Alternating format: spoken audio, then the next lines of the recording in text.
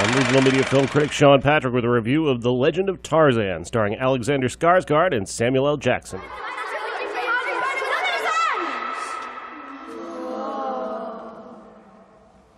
I grew up running on all fours.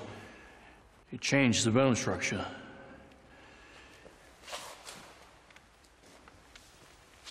Do you swing on things inside, like when you go upstairs? Oh, I never take the stairs. I usually take the curtains.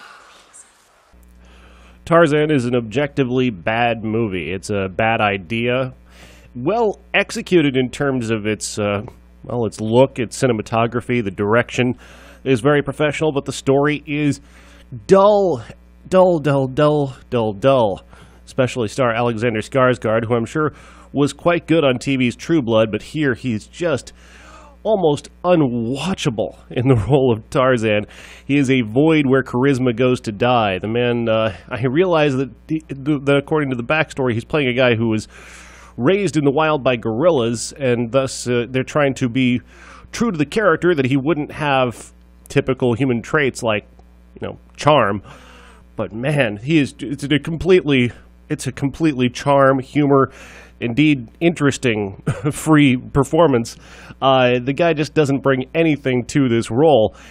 Samuel L. Jackson tries to make up for some of the missing charisma of the star, but he can't do nearly enough, and his character is also the least believable character in the movie, as he seems to pop up conveniently where he needs to be, even though by how things are set up as executed in this adventure, he shouldn't possibly be there. Margot Robbie is along for the ride, too, and as great as Margot Robbie is, and hopefully we'll see more of her when it comes to Suicide Squad and just how really good she is. She's wasted here in the role of Jane, as she's basically spent most of her time chained up, kidnapped by Christoph Waltz's bad guy. And speaking of Christoph Waltz, man, I guess 2 Oscars just makes you give up in Hollywood, apparently, because he's just not even trying in this movie. There are so many unnecessary scenes, unnecessary plots in this movie crammed into it, making it way too long at nearly 2 hours. Nothing to justify the length of this movie. Really, really bad. Other than, like I said, the special effects aren't terrible. The gorilla parts are pretty incredible. The flying through the air, the swinging on vine stuff is pretty incredible, but there's nothing that says that this story absolutely needed to be told. There's nothing here that cries out for a franchise, especially the star of the film.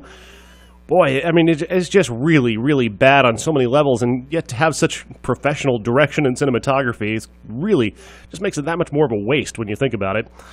Tarzan, The Legend of Tarzan is in theaters this weekend, and I do not recommend it at all. I'm Sean Patrick.